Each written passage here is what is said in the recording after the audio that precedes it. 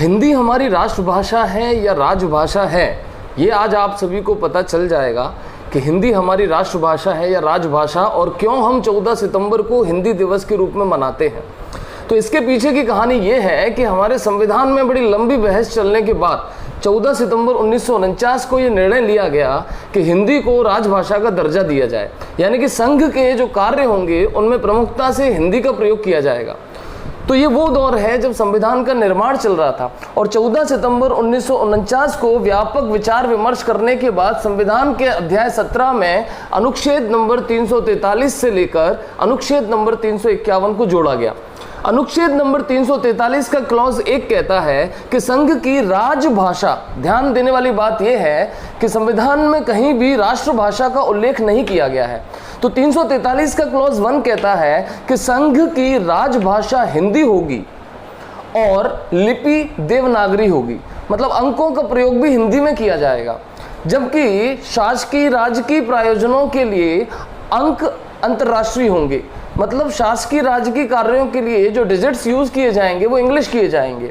ये 343 का क्लॉज 1 कहता है, जबकि 343 का क्लॉज 2 ये सहूलियत देता है उन संस्थानों को, उन संस्थाओं को, चाहे वो कार्यपालिका की हो, चाहे वो विधायिका की हो, चाहे वो न्यायिक हो, यानी कि सुप्रीम कोर्ट, कि जहां पर संविधान के लागू होने से पहले कामकाज अंग्रेजी में चलता था, उनको 15 साल का वक्त हम देते हैं।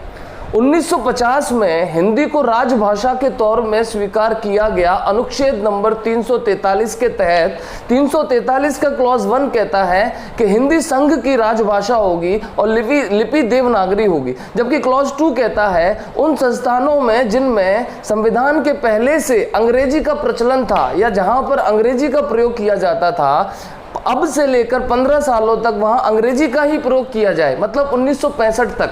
1965 के बाद सरकार अपने हिसाब से अंग्रेजी या हिंदी में से जो भी जिसमें प्रक्रिया चलाना चाहती है चला सकती है।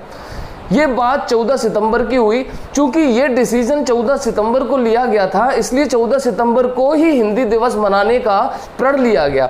इसके अलावा ये 14 सितंबर 1953 से हुआ है, जब से हम 14 सितंबर को हिंदी दिवस के रूप में मनाते हैं।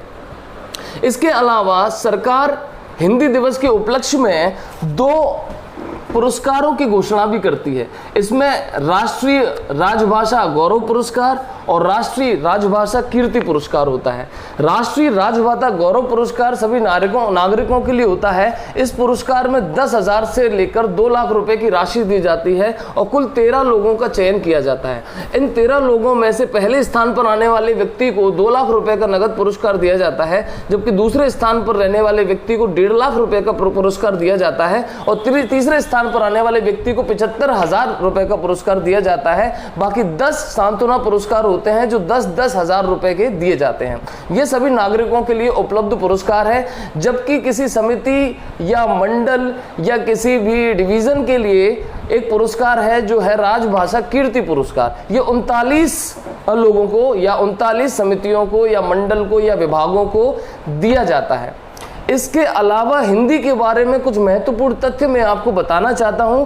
हिंदी दुनिया भर में बोली जाने वाली तीसरी सबसे प्रचलित भाषा है। सबसे ज़्यादा बोली जाने वाली भाषा अंग्रेजी, उसके बाद दूसरे नंबर पर बोली जाने वाली सबसे ज़्यादा भाषा चीनी और तीसरे नंबर पर जो भाषा सबसे ज़्यादा बोली जाती है वो भाषा हमारी राजभाषा हिंदी है।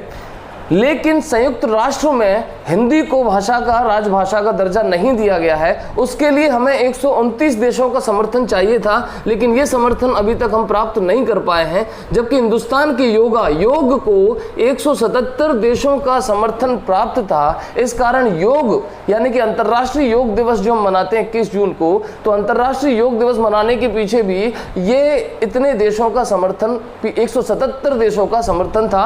लेकिन आज भी हिंदी संयुक्त राष्ट्र संघ में एक भाषा का आधिकारिक दर्जा प्राप्त करने के लिए जूझ रही है, क्योंकि हमें 129 देशों का समर्थन प्राप्त नहीं हो सका है। आपको ये वीडियो कैसा लगा? अगर आपको अच्छा लगा होगा तो प्लीज़ हमारे चैनल को सब्सक्राइब करें, लाइक करें। Thank you so much.